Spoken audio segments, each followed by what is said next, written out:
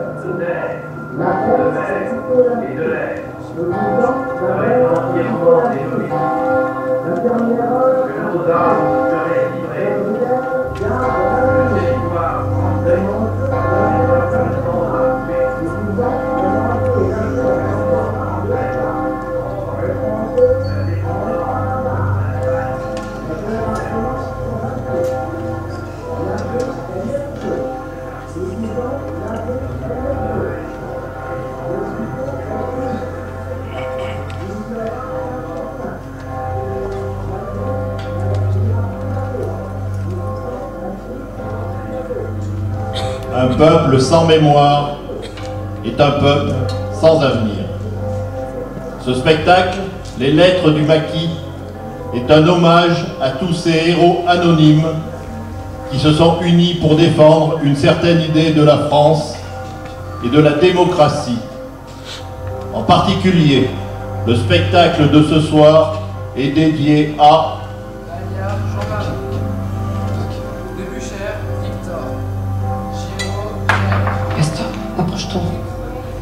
Approche-toi.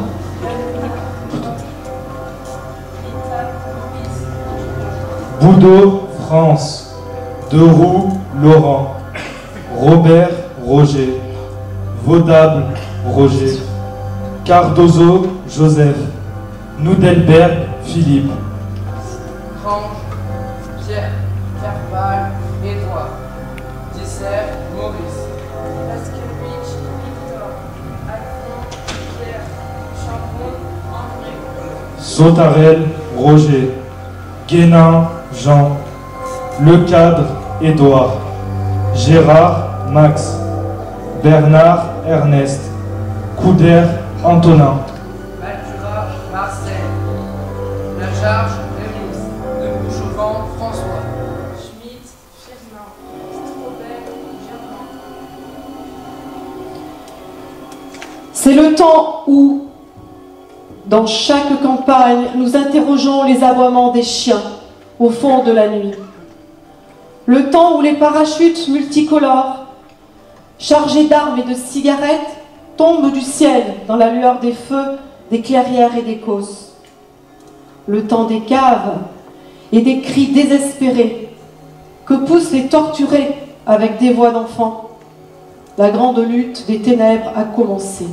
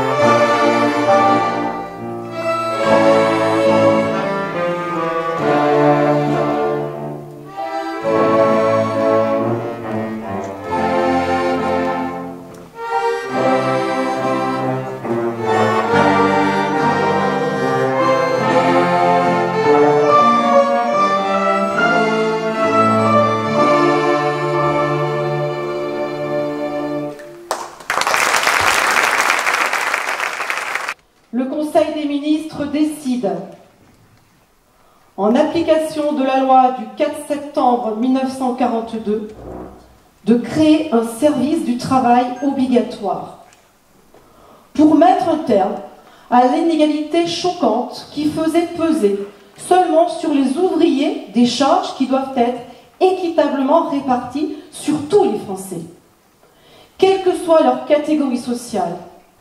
Ce texte législatif rend le service du travail obligatoire au champ, à l'usine, à l'atelier, pour tous les jeunes nés entre le 1er janvier 1920 et le 31 décembre 1922. Mon cher Pierre, tu es parti hier soir et comme dit la résistance, ce STO c'est de la déportation pour le travail forcé. Je sais que tu es en âge de faire tes choix, mais quand même. Lorsqu'en 1939 nous avons quitté notre Alsace natale, nous pensions trouver ici, dans les Combrailles, un refuge, un abri pour quelques mois. Mais voilà, il y a le STO. Tu sais, il ne t'aurait pas trouvé ici à la ferme. Je n'ai que le certificat d'études, mais ce soir, sur ce grand cahier, je t'écris ce petit mot que tu ne recevras pas. Sur ce cahier, chaque jour, avec ta mère Mathilde et ta sœur Marthe, nous allons te raconter ce qu'est notre vie en attendant ton retour. Prends soin de toi.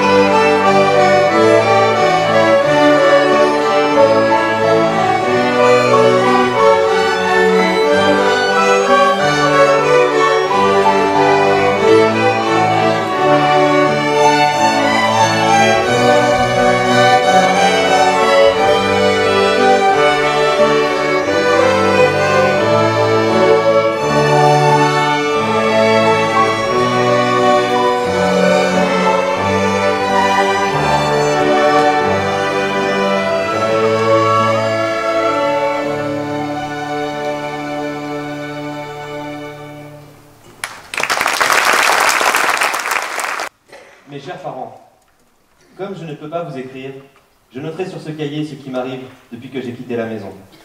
Ce qui me donne l'impression que vous êtes là, à mes côtés. Je n'avais pas du tout l'intention de partir travailler pour les Allemands. Vous vous rappelez que je devais aller travailler pour une usine de moteurs d'avion en Allemagne? Certains de mes camarades se sont embauchés à la mine à Saint-Éloi. Moi, je préfère être un réfractaire, comme ils disent. Je ne suis pas un héros, ni un terroriste. Ce que je fais, c'est un acte individuel, une volonté de chasser, en fait.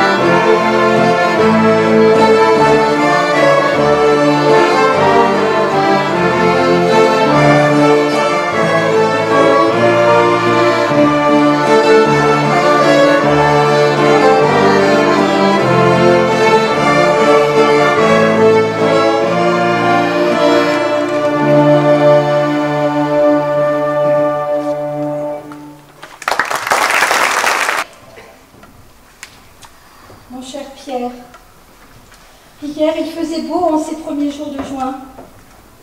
Je suis descendue au bourg, désertée par ses habitants. En passant près de l'école, j'ai entendu par les fenêtres ouvertes les enfants chanter « Maréchal, nous voilà ». L'institutrice m'a dit la semaine dernière que les nouveaux programmes les obligent à faire apprendre cette chanson aux enfants, même s'ils ne sont pas d'accord avec ça. En plus, il y a un concours de dessin organisé par le ministère. Et les enfants qui gagnent recevront une invitation pour rencontrer le maréchal. Quel cadeau! Mesdames, Messieurs, Monsieur le Martin Pétain, président du Conseil des ministres, vous parle. Français, à l'appel de Monsieur le Président de la République, j'assume à partir d'aujourd'hui la direction du gouvernement de la France. Sûr de l'affection de notre admirable armée, qui lutte avec un héroïsme digne de ses longues traditions militaires contre un ennemi supérieur en nombre et en armes. Sûr que par sa magnifique résistance, elle a rempli notre devoir vis-à-vis de nos alliés. Sûr de l'appui des anciens combattants que j'ai eu la fierté de commander. Sûr de la confiance du peuple tout entier. Je fais à la France le don de ma personne pour atténuer son malheur. En ces heures douloureuses, je pense aux malheureux réfugiés qui, dans un dénuement extrême, sillonnent nos routes. Je leur exprime ma compassion et ma sollicitude. C'est le cœur serré que je vous dis aujourd'hui qu'il faut cesser le combat. Je me suis adressé cette nuit à l'adversaire pour lui demander s'il est prêt à rechercher avec moi, entre soldats, après la lutte et dans l'honneur, des moyens de mettre un terme aux hostilités. Que tous les Français se groupent autour du gouvernement que je préside pendant ces heures, pendant ces dures épreuves, et fassent faire leur angoisse pour obéir à leur foi dans les desseins de la patrie. Mon Pierre, en écoutant les enfants chanter, au milieu de ces voix fraîches, j'ai cru reconnaître la tienne. J'en ai éprouvé tant d'émotions.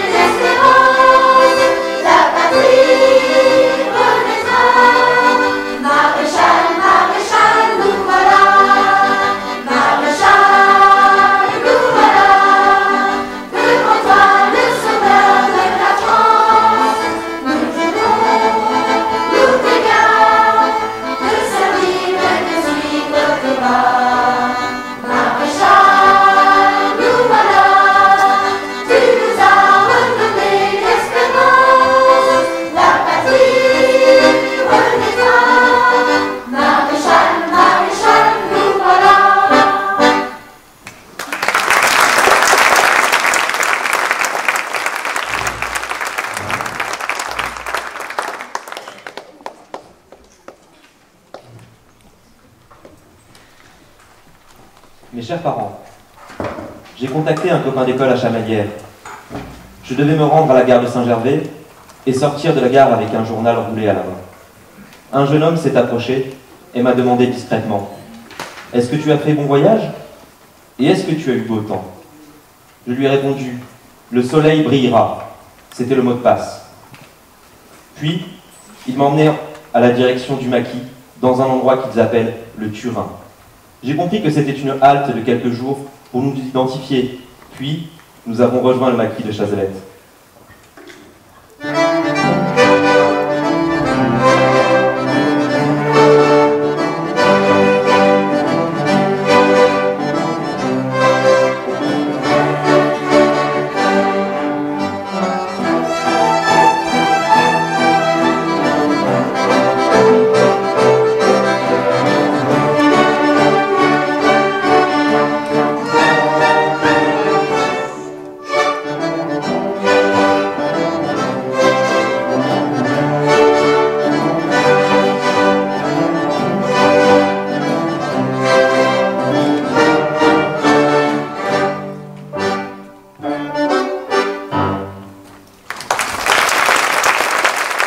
L'association Du Vent dans les Cordes, c'est une association qui est basée à Châtel-Guyon, mais qui rayonne beaucoup sur les Combrailles, jusqu'à Châtel-Guyon, Pont-Gibaud, Pont-au-Mur, toute cette zone-là, donc aussi jusqu'à Saint-Gervais d'Auvergne. Cette association, qui travaille en collaboration avec l'école de musique de Pont-Gibaud sous les volcans, offre des concerts sur des thèmes, sur des sujets comme la résistance, le voyage autour du monde, à un concert tout public. Cette association Du Vent dans les Cordes a été créée en 2013 par une bande d'amis qui voulait finalement créer un orchestre intergénérationnel, c'est-à-dire des jeunes, des moins jeunes, des toujours jeunes, des encore jeunes, en fait des jeunes entre 8 et 70 ans qui avaient envie de jouer ensemble de la musique, de faire des spectacles de qualité. Et c'est à partir de cette petite bande d'amis que nous sommes devenus un orchestre d'une 50aine de musiciens qui se produit quelques fois par an dans différents endroits du département. Je viens de l'Est de la France, je crois. À la rentrée, ma classe ne comptera que la moitié des enfants du village. Les autres viendront du Nord, de Belgique, de Lorraine, du Luxembourg et même de Paris. C'est drôle d'ailleurs, il y a des enfants qui sont logés dans des familles et j'avais l'impression que c'était la première fois qu'ils allaient au catéchisme. Tu crois que c'est vrai ce que l'on dit? Qu'il y a des juifs qui se réfugient chez nous? En tout cas, notre village doit être très connu pour que tout le monde veuille y habiter. Ils disent qu'après la guerre, ils rentreront chez eux. Mais moi, ce que je sais, c'est qu'après la guerre, toi aussi tu rentreras à la maison.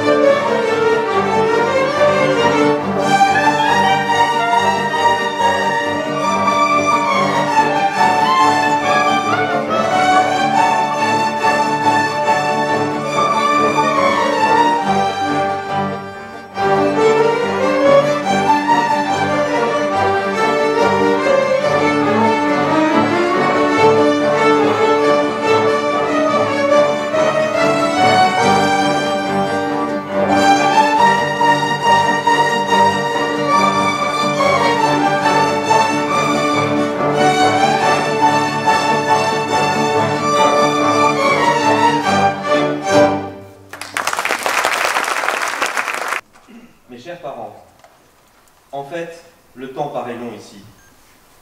On attend le grand jour pour rejoindre une concentration de troupes et on doit se faire le moins visible possible. Il paraît qu'il y a eu des parachutages du côté d'Aya. Hier, le 10 août, il y a eu une descente de la milice dans le camp et il n'y avait plus rien. On avait été prévenus et on a déménagé pendant la nuit. En embarquant les armes et ce qui restait du ravitaillement. On est maintenant arrivé dans un nouveau camp.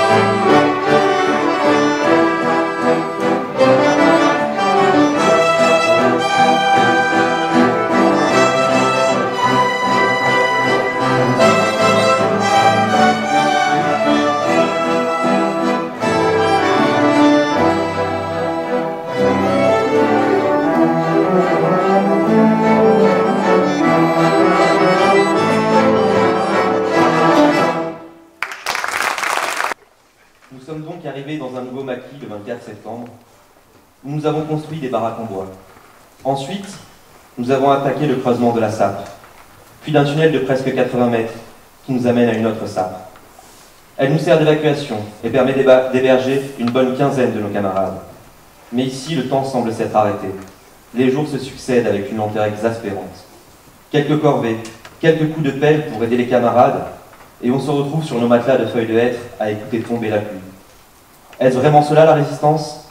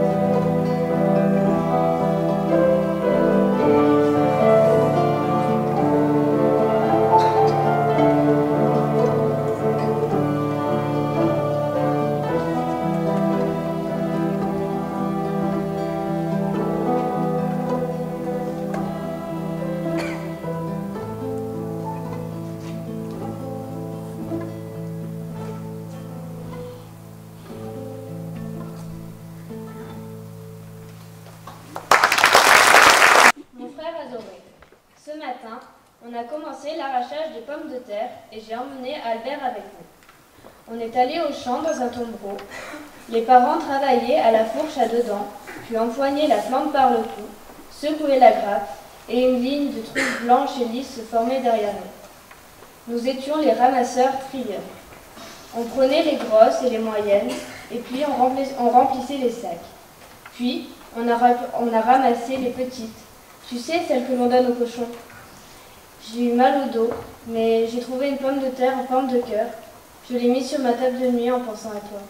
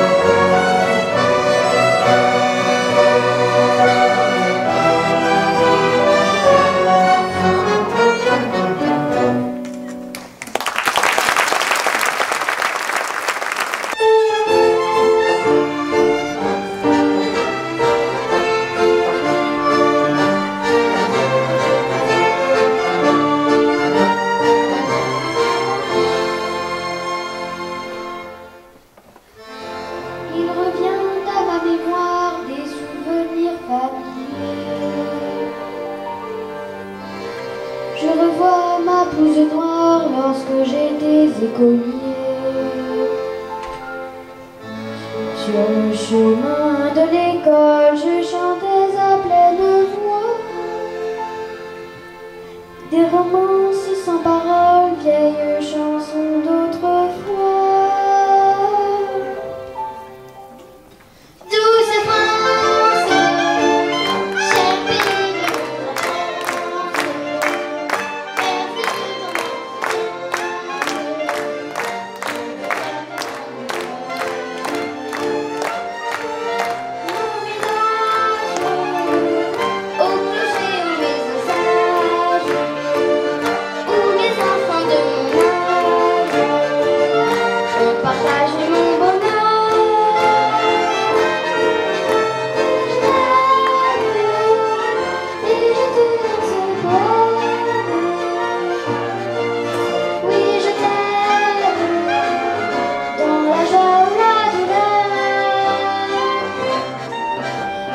France, cher pays de mon